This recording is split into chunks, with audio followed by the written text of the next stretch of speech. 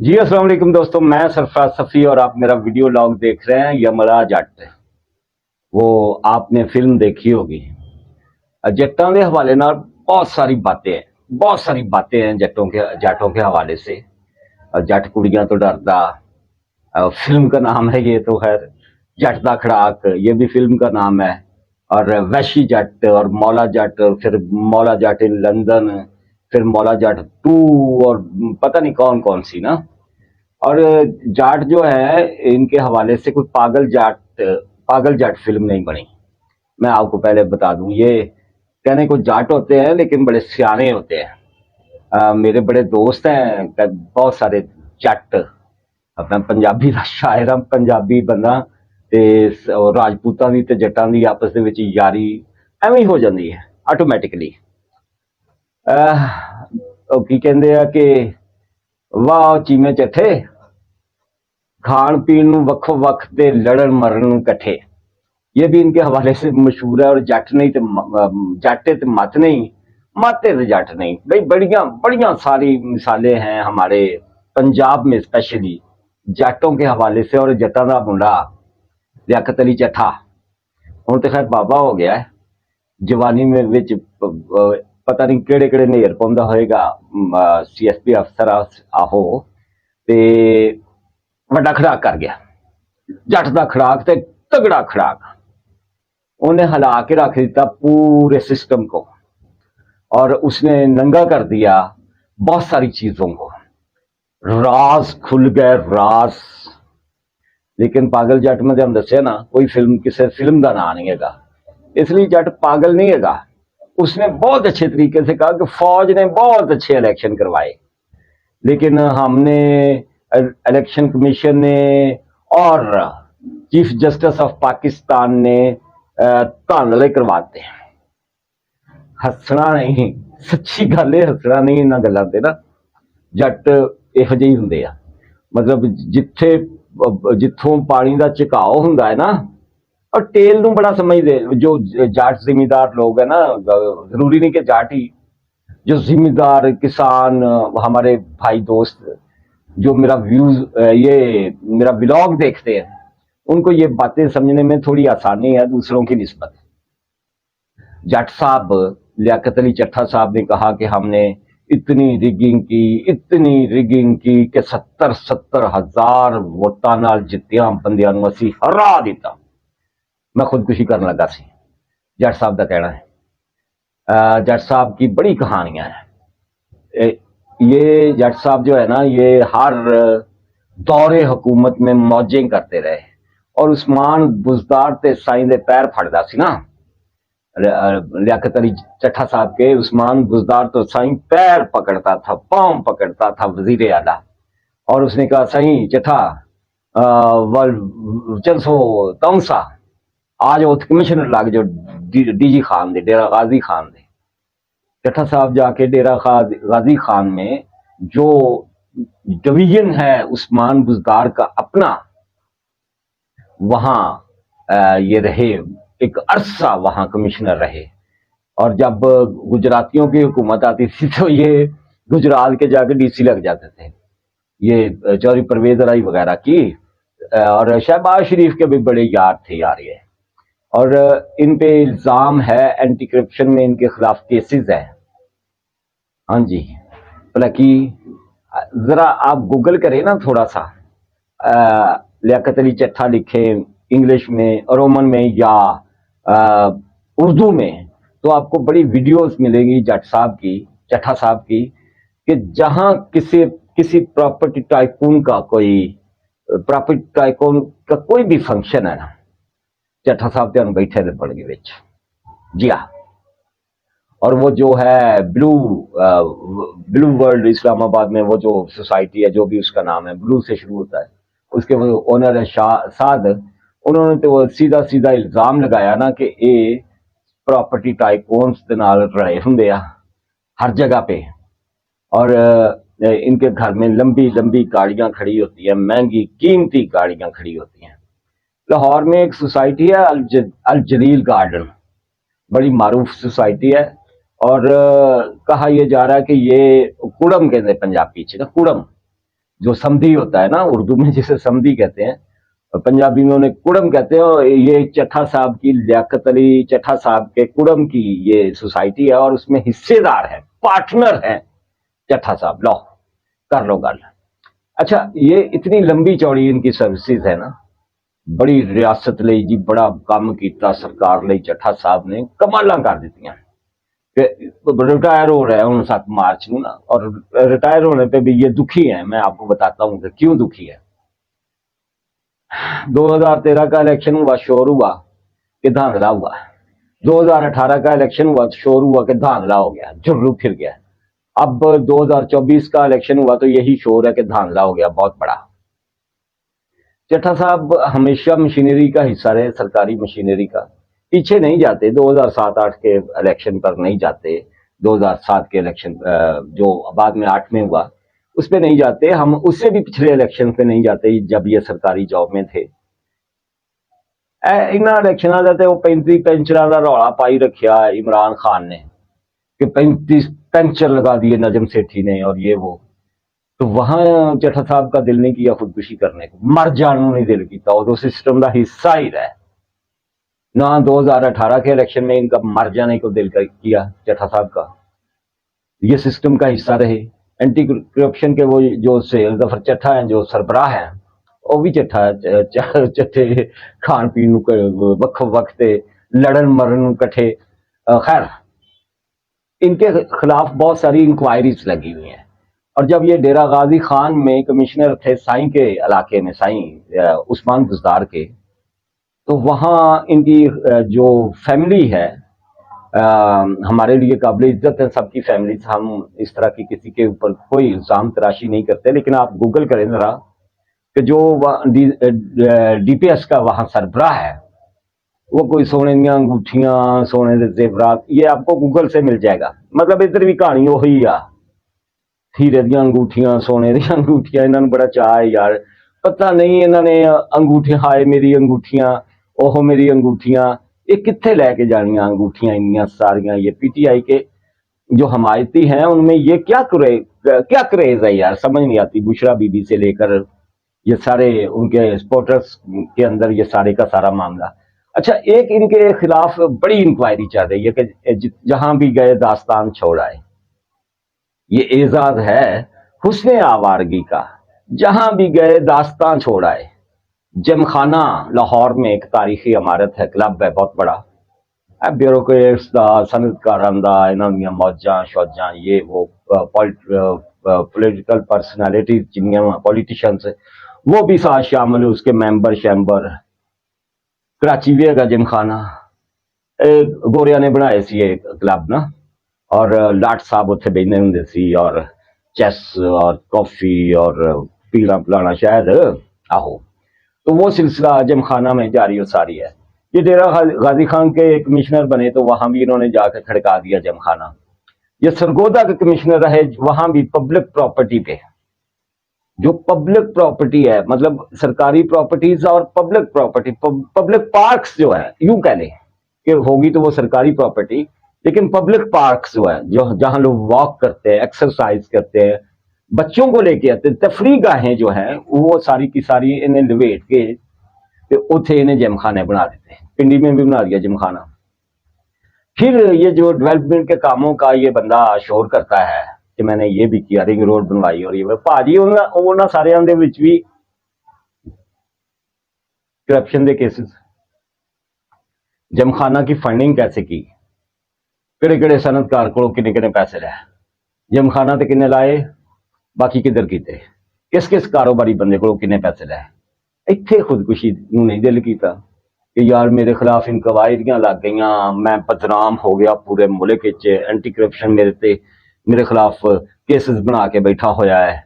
उत्थे ते मतलब वो तो इज्जत गैरत का मसला सी ना, मर जाना तो उत्थे चाहिए कि इत्थे चाहिए कि जो आपकी जात पर हैं इल्जामात, वहां आप नहीं मरे, वहां आपको खुदकुशी का नहीं ख्याल आया, और धांधली असी की है ते इंदे च मैं मर चला। ये धांधली कैसे की भाजी?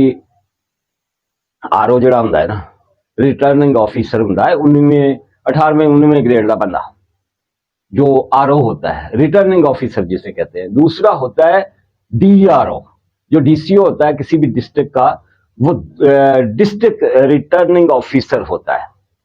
ਇਹ ਦੂਸਰਾ ਬੰਦਾ ਹੁੰਦਾ ਹੈ। ਕਮਿਸ਼ਨਰ ਸਾਹਿਬ ਦੀ ਇਹਦੇ ਵਿੱਚ ਕੋਈ ਡਿਊਟੀ नहीं सी। कमिश्नर साहब का काम सी इंतजामी मामला देखना।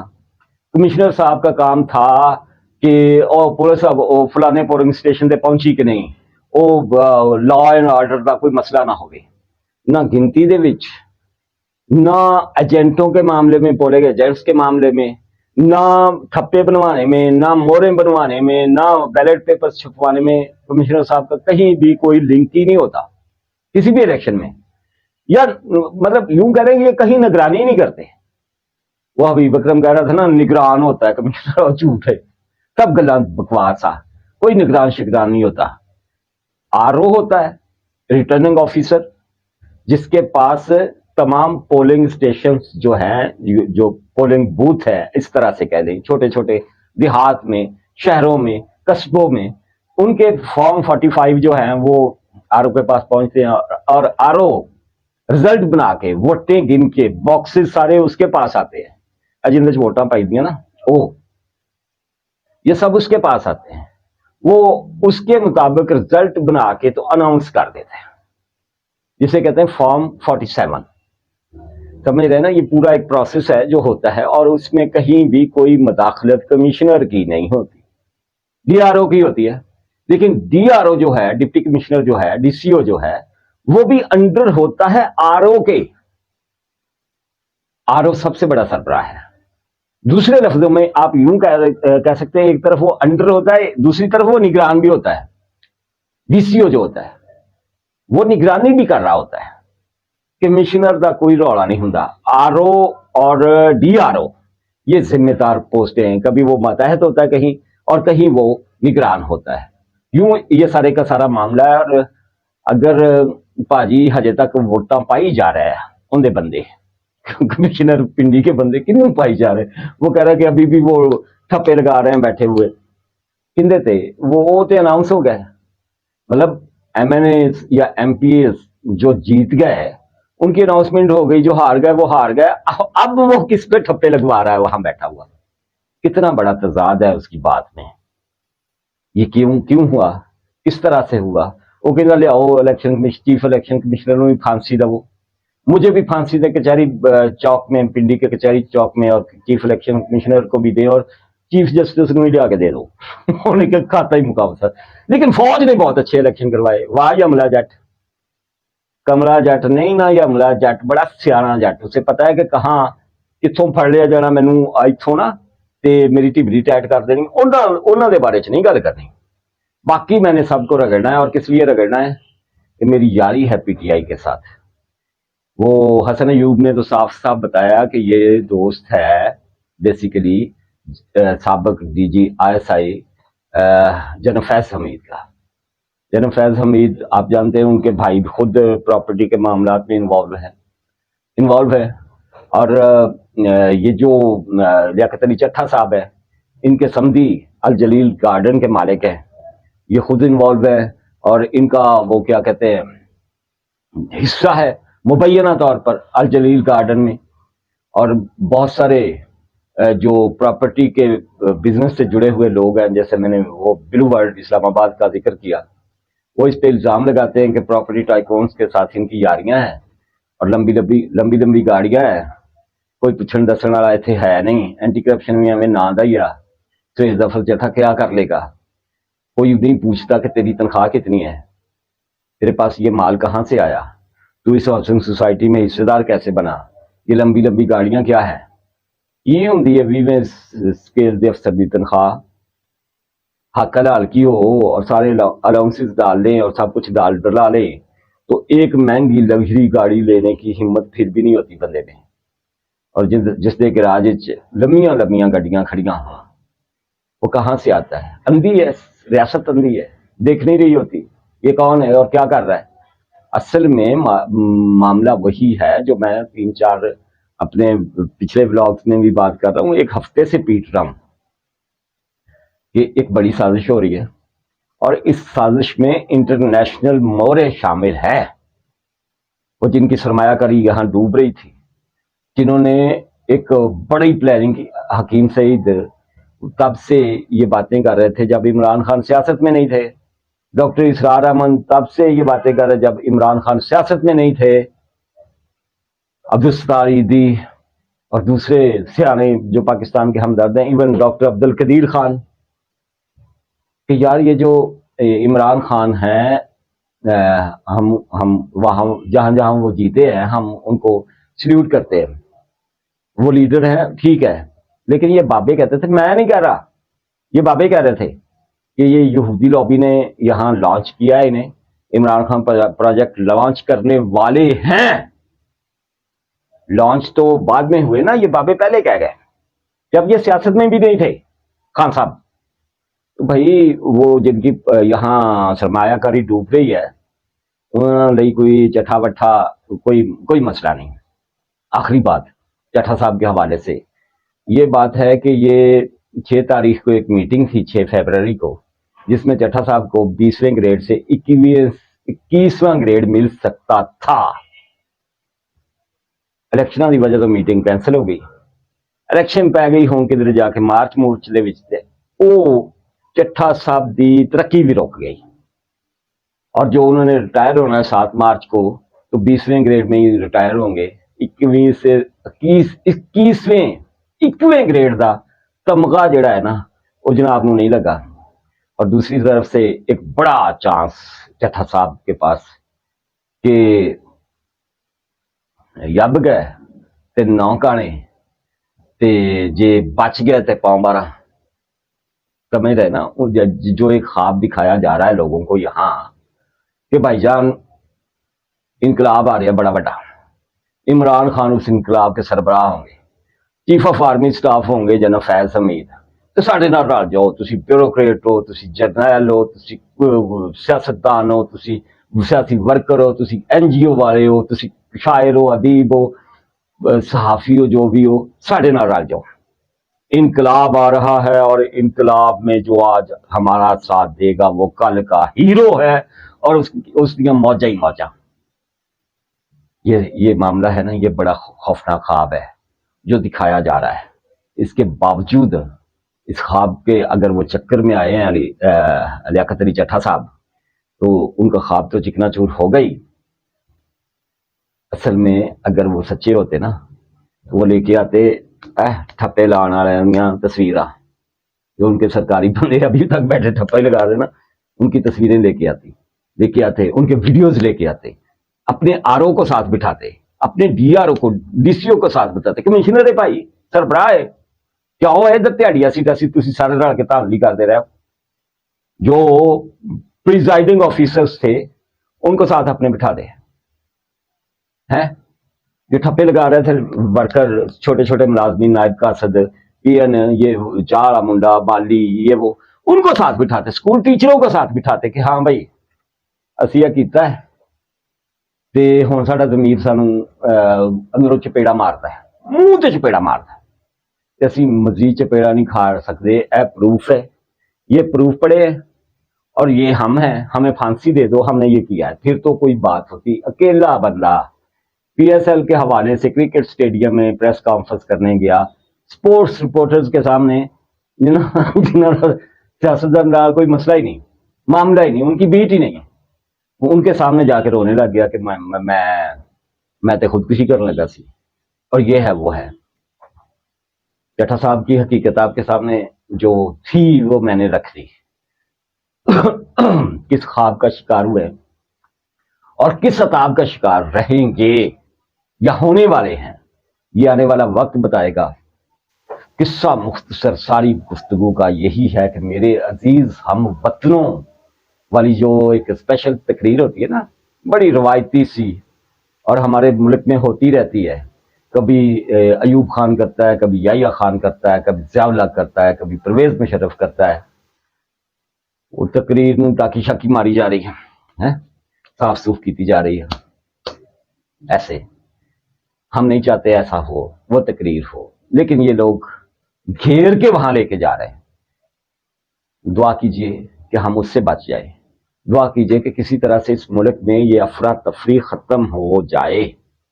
ہوتی نظر تو نہیں آ رہی، لیکن دعاؤں میں بڑا اثر ہوتا ہے. اللہ حافظ.